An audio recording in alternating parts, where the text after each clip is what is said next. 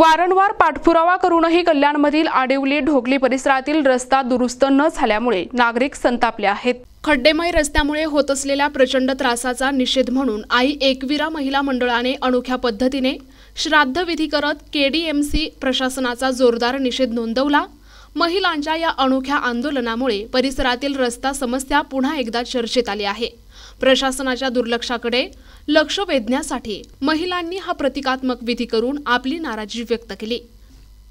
गेले 10 वर्षापासून आमचा ऑस्टिन नगरचा आडिवली मधला रस्ता महानगरपालिकेला आम्ही वारंवार पत्रव्यवहार करून देखील त्याच्यावरती कुठलीही दखल घेतली नाही। याही पूर्वी मी 2-2.5 वर्षापूर्वी आंदोलन आम्ही मोर्चा आणला होता, तेव्हाही महानगरपालिकेने मला लिहून दिलं होतं लिखित की तुम्हाला आम्ही येत्या 4-5 म्हणजे महिन्यामध्ये डांबरीकरण करून देतो। ते कोणत्याही प्रकारचं डांबरीकरण त्यांनी आम्हाला करून दिलं नाही आणि गेले 10 वर्ष आम्ही महानगरपालिकेमध्ये आहे, आम्ही टॅक्स भरतो, मग आमचा टॅक्स गेला कुठे? म्हणून आज आम्ही महानगरपालिकेच्या जाहीर निषेध करून श्राद्ध घातलेला आहे की कल्याण डोंबिवली महानगरपालिका काव काव, आडिवलीचा रस्ता खाव खाव।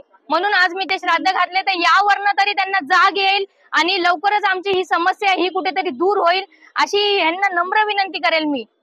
कित्येक वर्षापासून पेंडिंग आहे ते काम, तरी होत नाही। लहान मुलं शाळेकरी, पावसाळ्यात तर भयानक परिस्थिती असते, लहान मुलं येतात जातात, तिथे तुम्ही बघू शकता त्यांना त्याच्यातनच वावर करावा लागतो आणि कित्येक महिलांचे ऍक्सिडेंट होतात, पुरुषांचे ऍक्सिडेंट होतात। आणि हीच व्हिडिओ बघा तुम्ही आडिवली मधली, वारंवार आम्ही किती महानगरपालिका, मग कसं आम्ही टॅक्स भरून सुद्धा आम्हाला कोणत्याही प्रकारची सुविधा दिलेली नाहीये महानगरपालिकेने। ना पाणी आहे, ना गटार आहे, ना रस्ता आहे, काय करायचं काय? आम्ही जायचं कोणाकडे? आम्ही तिथं टॅक्स भरतो ना, नाही भरलं तर बाकी ठिकाणी बरोबर येतात वसुली करायला, दंड त्यांचा पूर्ण काय असेल ते सगळं वसूल करतात। यानंतर काही शब्द घालून झालंय तुम्ही अधिकाऱ्यांची काही? आता अधिकाऱ्यांची आम्ही भेट घेणारच आहे, त्यांनी बोलवलंच आहे, भेटूयात, जाऊन बघूयात काय म्हणतात अधिकारी। आता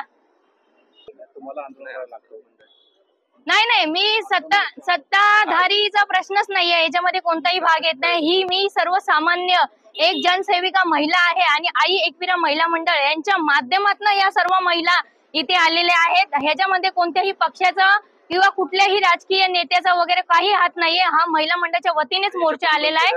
आणि याच्यापूर्वी आम्ही 2.5 वर्ष केलं होतं, तेव्हाही आई एकविरा महिला मंडळाच्या नावानेच आम्ही आंदोलन केलं होतं आणि इथून पुढेही करत राहू, असं जर काम नाही झालं तर। मॅडम, तुम्ही एक नेतृत्व करताय, केंद्रात सत्ता आहे, राज्यात सत्ता आहे, मी ह्याच्यावरती तुम्हाला एक सांगेल की याच्यामध्ये सत्ताधारी किंवा ह्याचा संबंधच येत नाही, महानगरपालिकेचा पुरेपूर याच्यामध्ये संबंध आहे। आम्ही टॅक्स भरतो रीतसर, त्याची तरी सुविधा आम्हाला महानगरपालिकेने दिला पाहिजे। माझी फाईट महानगरपालिकेशी आहे, कुठल्याही सत्ताधारी पक्षाशी किंवा मी सुद्धा पक्षात असल्यामुळे त्याचा माझा कुठल्याही प्रकारचं तुम्ही बघू शकता की इथे कोणत्याही प्रकारचा पक्षाचा विषयच नाहीये। आई एकविरा महिला मंडळातर्फे गेल्या 7 वर्षापासून आम्ही या रस्त्यासाठी आणि आमच्या सोनीताई क्षीरसागर असतील, आमचे क्षीरसागर साहेब असतील किंवा राहुल दादाच्या माध्यमातून आम्ही नागरिक यांच्या पाठीशी राहून आमच्यासाठी हे रात्र अहोरात्र इथं प्रयत्न करतात।